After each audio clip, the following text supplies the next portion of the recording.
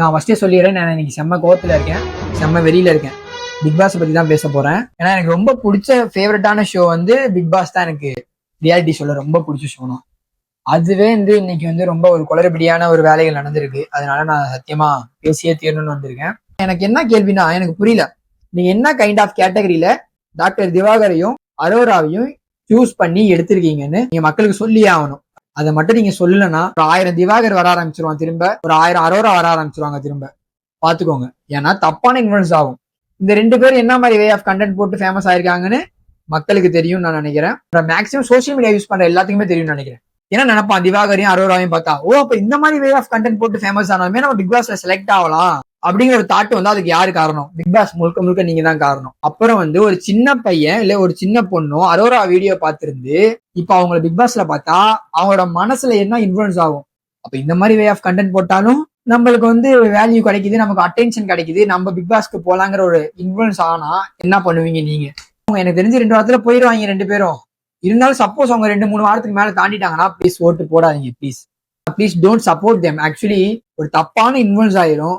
அதாவது உண்மையிலே கஷ்டப்பட்டு ஒர்க் பண்றவன் இதுக்காண்டி ஒர்க் பண்றவன் அப்புறம் லூஸ் மாதிரி தெரிய ஆரம்பிச்சிடும். நான் எதுக்குடா ஹார்ட் ஒர்க் பண்ணணுங்கிற ஒரு தாட்டுக்கு வந்துருவான் அவன் ரொம்ப. ஏன்னா இந்த மாதிரி லூஸ் தரமா பண்ணி ஃபேமஸ் ஆகி பிக் பாஸ்க்கு போனாங்கன்னா அப்ப உண்மையிலே இதுக்காண்டி உழைக்கிறவன் அப்ப என்னென்ன பண்ணுவான்?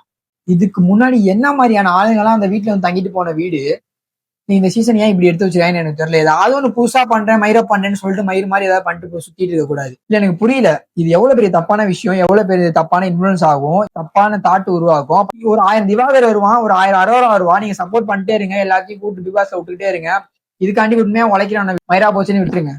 சிம்பிளா சொல்ல போனா எனக்கு பிடிக்கல. ப்ளீஸ் யாரும் நீங்க சப்போர்ட் பண்ணாதீங்க, திவாகருக்கும் சப்போர்ட் பண்ணாதீங்க, அரோராக்கும் சப்போர்ட் பண்ணாதீங்க. ஏன்னா அவங்க நல்லவனாவே இருந்துட்டு போட்டோம், இல்ல கஷ்டப்படுற ஃபேமிலியா இருக்கட்டும், அவங்க பேக் ஸ்டோரி ரொம்ப பெயினா இருக்கட்டும், I don't fucking care about that. அவங்க எப்படி ஃபேமஸ் ஆனாங்கன்னு எல்லாத்துக்கும் தெரியும். So please don't support them. அப்படிங்க சப்போர்ட் பண்ற மாதிரி இருந்தா ஆனா இது ஒரு தப்பான இன்ஃபுளுன்ஸ் ஆகும், நல்லா எனக்கு தெரியும். நீங்க மட்டும் இப்படி ஓட்டு போட்டு மேபி அவன் 4-5 வாரம் தாண்டிட்டானா ஒரு 1000 திவாகர் வருவாப்புல பின்னாடியே, இன்னும் ஒரு 1000 அரோரா வருவாங்க. மெம்பர்ஷிப் இன்ஸ்டாகிராம்ல போட்டு எக்ஸ்க்ளூசிவான கண்டென்ட்டும் போடுவாங்க. நீங்க உங்களுக்கு சப்போர்ட் பண்ணிட்டு திருப்பி பிக் பாஸ் ஏற்றி விட்டு போயிட்டே இருங்க. உண்மையா உழைக்கிறவன் அப்படி உட்காந்து அழுதுட்டு உட்காந்து இருக்கட்டும், ஓகேவா? நானும் இல்ல ரீல்ஸ்ல பார்த்தாலே ஸ்கிப் பண்ணிடுவேன். எனக்கு ரொம்ப பிடிச்ச ஃபேவரட் ஷோல அவங்க மூஞ்ச காமிச்சா நான் எப்படி எனக்கு திருப்பி அந்த ஷோவை பார்க்க தோணும்? அதாவது போன சீசன் கண்டஸ்டன்ட் ரியா என்ன சொல்றாங்கன்னா, அவங்களுக்கு ஒரு டேக் நேம் இருக்கு, அவங்க அதை மாத்தணும். ஏங்க அந்த டேக் நேம் வரவே தெரியும் அவங்க தானேங்க, அவங்க தான் அப்ரிஷியேட் பண்ணி ஓகே எனக்கு பலூனை காங்கிறது இருக்கிறது ரொம்ப பிடிச்சிருக்குதா இருக்காங்க, அவங்களே அப்ரிஷியேட் பண்ணி அதை அக்செப்டும் பண்ணிக்கிறாங்க. அவங்களே இப்ப நான் சேஞ்ச் பண்ணணும்னு நடிப்பு மாதிரி நடிச்சா நாங்க என்ன நம்பணுமா? சூரி மாதிரி சின்ன கேரக்டர்லாம் பண்ண மாட்டேன். ஆக்சுவலா நான் ஒரு வேல்யூவான பர்சன், நான் ஏற்கனவே ஒரு டாக்டர். சூரி மாதிரி சின்ன கேரக்டர்லாம் பண்ற ஆள் கிடையாது. எனக்குன்னு ஒரு பெரிய கேரக்டர் வரட்டும். என்ன ஒரு தர்பூசணி குதி அப்படி கடிச்சு வரல புண்ணு ஆட்டினா நீ என்ன பெரிய நடிப்பு மாரி நடிச்சிட்டு இருக்கேன்னு நினைக்கிறேன்.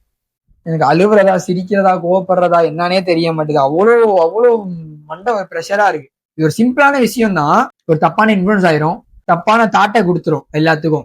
அப்புறம் நீங்க அடுத்த வருஷம் என்னையே பிக் பாஸ்ல பாக்குற மாதிரி இருக்கும். அப்புறம் நானும் அரோரா மாதிரியோ இல்ல டாக்டர் திவாகர் மாதிரியோ பைத்திய கூதி மாதிரியோ பண்ணிட்டு இல்ல செக்ஸுவலைஸான கண்டென்ட் எல்லாம் போட்டுட்டு ஃபேமஸ் ஆயிட்டு பிக் பாஸ்ல கூட்டி போவாங்க அப்படி கத்த ஆரம்பிச்சிருவேன். அதுக்கு நீங்க காத்துக்கருப்பு கதையிட்டு இருந்தா கூட நான் மனசை ஆரம்பிப்பேன்டா. அவர் பைத்திய மாதிரி பண்ணிட்டு இருந்தாரு அப்கோர்ஸ்.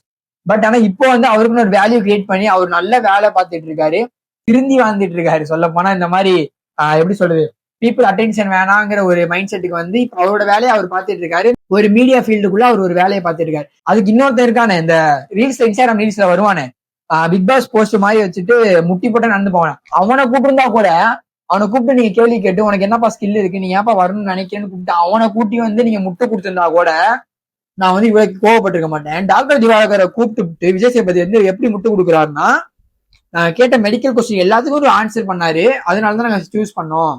சரி, அவர் டாக்டர், மெடிக்கல் கொஸ்டினுக்கு நல்லாவே ஆன்சர் பண்ணிட்டு போட்டோம். பட் இந்த பிக் பாஸ்ங்கிறது எதுக்கு? யார் யார் மீடியா ஃபீல்ட்ல சாதிக்கணும்னு நினைக்கிறாங்களோ அவங்களுக்கு தானே.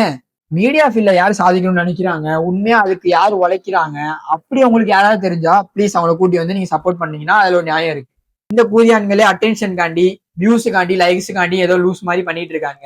அது அந்த செக்ஸுவலைஸான கண்டென்ட்டை போட்டு அது ஒரு தனி விதம், அது எப்படி சொல்றது, அது ஒரு தனி கேட்டகரி. அதெல்லாம் பேசணும்னா இன்னும் எனக்கு ரொம்ப ஹைப் ஆயிரும். ஆரம்பத்திலே விஜய் சேதுபதி சொல்லிதான் ஆரம்பிக்கிறாரு, சில பேத்துக்கு இந்த பிக் பாஸ் ஏனியா இருக்கலாம், ஒரு ஏணிப்படி மாதிரி ஏறி அடுத்த நெக்ஸ்ட் லெவல் போறதுக்கு, இல்ல சில பேத்துக்கு இது ஒரு மலையா கூட இருக்கலாம் அப்படின்னு சொல்லிதான் ஆரம்பிக்கிறாரு.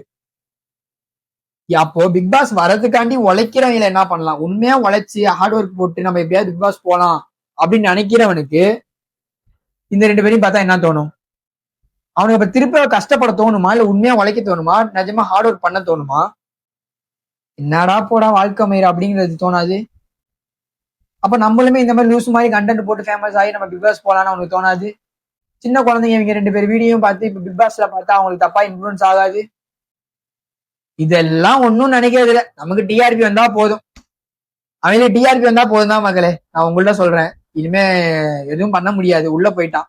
சோ இனிமே என்ன நம்ம பண்ணணும்னா அவங்களுக்கு ஓட்டு போடக்கூடாது, சப்போர்ட் பண்ணக்கூடாது. உங்களை நீங்க சப்போர்ட் பண்ணீங்கன்னா 1000 திவாகர் வர ரெடியா இருப்பான், 1000 அரோரா வர ரெடியா இருப்பாங்க. நீங்க சப்போர்ட் பண்ண ரெடியா இருங்க. திரும்பவும் நீங்க மட்டும் இப்ப சப்போர்ட் பண்ணல, அவங்க சப்போர்ட் பண்ணாம முதல் வாரத்திலே இல்ல 2வது 3வது வாரத்திலே வெளில வந்துட்டாங்கன்னா ஒரு நல்ல எடுத்துக்காட்டா இருக்கும். அதாவது நீங்க சோசியல் மீடியால இந்த மாதிரி கண்டென்ட் போட்டோ, இந்த மாதிரி செக்ஸுவலைஸான கண்டென்ட் போட்டோ இப்படிலாம் ஃபேமஸ் ஆனீங்கன்னா ஒரு மயிலுக்கும் லாய்க்கு இல்லைன்னு அப்படி அவங்களுக்கும் புரியும், மக்களுக்கும் தெரிய வரும். ஏங்க போன சீசனும் முந்தின சீசனும் ஜிபி முத்து வந்தாருல, அதுக்கு நாங்க ஏதாவது சொன்னோமா? இல்ல நீங்க அதை ஒரு அட்வான்டேஜ் எடுத்துட்டு ஓகே ஜிபி முத்தெல்லாம் ஓகே அவங்க அக்செப்ட் பண்ணிக்கிறாங்க, ஸோ அதனால வந்து இவங்களையும் கூட்டி வரலாங்கிற ஒரு நினைப்பு நினைச்சீங்களான்னு தெரியல. நான் முடிவா இப்ப என்ன சொல்லுவேன்னா, சப்போர்ட் பண்ணாதீங்க 2 பேத்துக்கும். அவங்க நல்லவங்களாவே இருந்துட்டு போட்டோம், ஓகேவா? அவங்க ஃபேமஸ் ஆன விதம் தப்பு. இத்தனைக்கும் அவங்க 2 பேருமே தெரிஞ்சு பண்ணி தான் ஃபேமஸ் ஆயிருக்காங்க. தெரியாம பண்ணியோ இல்ல தப்பா பண்ணியோ ஃபேமஸ் ஆகல. அவங்க இனிமே ரியலைஸ் வேணா பண்ணட்டும், நம்ம பண்ண தப்பு இல்ல தப்பா பண்ணி ஃபேமஸ் ஆயிருக்கோம் இல்ல கரெக்டா தான் பண்ணி ஃபேமஸ் ஆயிருக்கோம் என்ன வேணா ரியலைஸ் பண்ணிட்டு போட்டோம், வந்து மன்னிப்பு கூட கேட்கட்டும். ஆனா நீங்க சப்போர்ட் பண்ணாதீங்க ப்ளீஸ். நீங்க சப்போர்ட் பண்ணீங்கன்னா ரொம்ப பெரிய தப்பு பண்றீங்கன்னு அர்த்தம்.